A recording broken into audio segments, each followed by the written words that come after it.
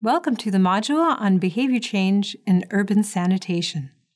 The focus of this MOOC is on how to deliver and sustain quality sanitation services citywide, and to achieve that, it's important to remember that a vital link in the value chain is the customers.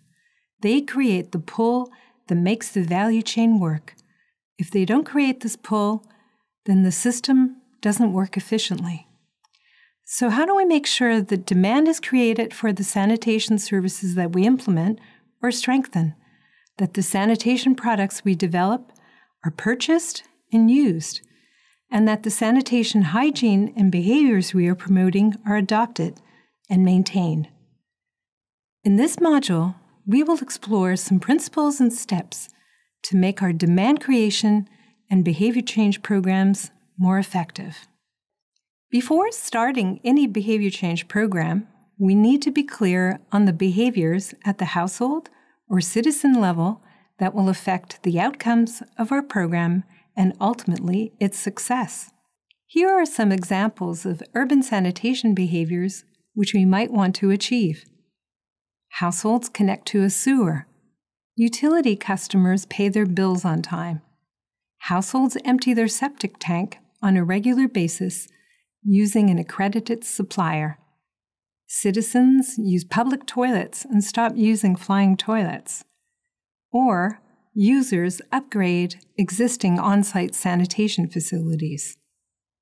Once you've identified the desired behavior, the next step is to understand the barriers to and drivers of the behaviors from a customer perspective. We often assume that the target population is not aware of the service or its benefits, but more often than not, there are other factors at play. Here's a framework that's commonly used to organize questions related to the barriers and drivers. Does our target population have the opportunity, the ability, and the motivation to practice the desired behavior? Some typical questions asked under this framework might be, how easy or difficult is it to access the service? How affordable is the service to the household? Are there drivers such as increased social status that can create the pull we want? In its 2015 World Development Report, the World Bank proposes a simple way of understanding behaviors. Humans think socially. In other words, what other people do, or what we think they're doing, will influence our own behavior. We think with mental models. Our beliefs about the services, their providers, and those who use them shape our behaviors. We think automatically. Many of our behaviors don't involve conscious thinking or planning at all. The more we know about the particular behavior or biases involved, the more effective our behavior change programs will be. So how do you diagnose the situation? At the minimum, a desk review of previous studies or a literature review will help you better understand the context. If you have time and resources available, you can commission a diagnostic study. Depending on the objectives, this can be a market or consumer research study, including surveys, focus group discussions, and other techniques. For example, a research technique called mystery clients can be used. Mystery clients are trained individuals who visit service providers in the assumed role of clients and then report back on their experience. Some organizations use an approach called a deep dive, where researchers and stakeholders immerse themselves in the community. Once you've identified the factors preventing or facilitating the desired behavior, then the next step is to develop a program or intervention that will address them. There are many courses on marketing and behavior change communication, so this is really just an introduction. But there are some key principles to remember. Use the lens of your target population to analyze the situation. This means, for example, not thinking in terms of a technology ladder, but thinking in terms of the incremental benefits to the customer. Be holistic and use multiple approaches. When it comes to behavior change, there is no silver bullet. There's not always a single trigger to achieve the desired behavior change. Get the expertise you need. You wouldn't get an advertising agency to build a wastewater treatment plant. Conversely, you do not want an engineering firm to design your behavior change campaign. The Behavioral Insights team in the UK uses a framework called EAST, which stands for Make It Easy, Attractive, Social, and Timely. Easy.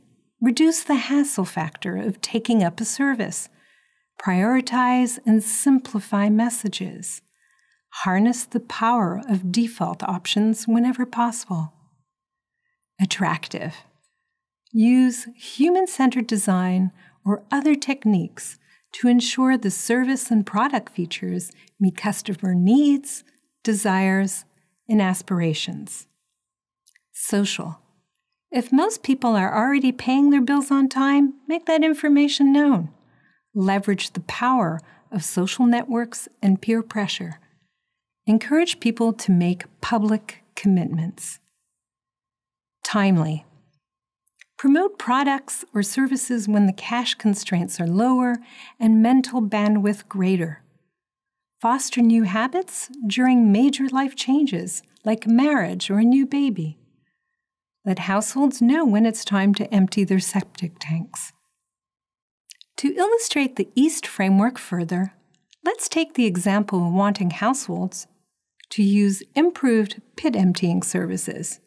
You can make it easy by enabling households to order by mobile phone. Attractive by stressing that there will be no digging up of the backyard to bury the sludge. Social by not discharging sludge into open drains, by appealing to neighborly and civic pride. And timely by promoting the services prior to the rainy season when pits can otherwise overflow. Another framework is the 4 Ps used in commercial and social marketing. The 4 Ps are product, price, place, and promotion. The more you get the 4 Ps right, the greater the likelihood of getting the behavior change you are interested in. If you want households with a septic tank to connect to a sewer, for example, you can think through the 4 Ps as follows. Product. Based on the research insights, what additional benefits or advantages are they getting from connecting? What do they value most? Modernity? Peace of mind? Freedom from overflows? Remember that most households don't care what happens to their effluent and may be satisfied with the current system. Consider bundling services or solutions that can reduce the hassle or can add value while construction is going on. Place. Make sure the customer contact points are easy to access, efficient, and service-oriented. From order taking, installation, post-installation service, and paying a monthly tariff. Price.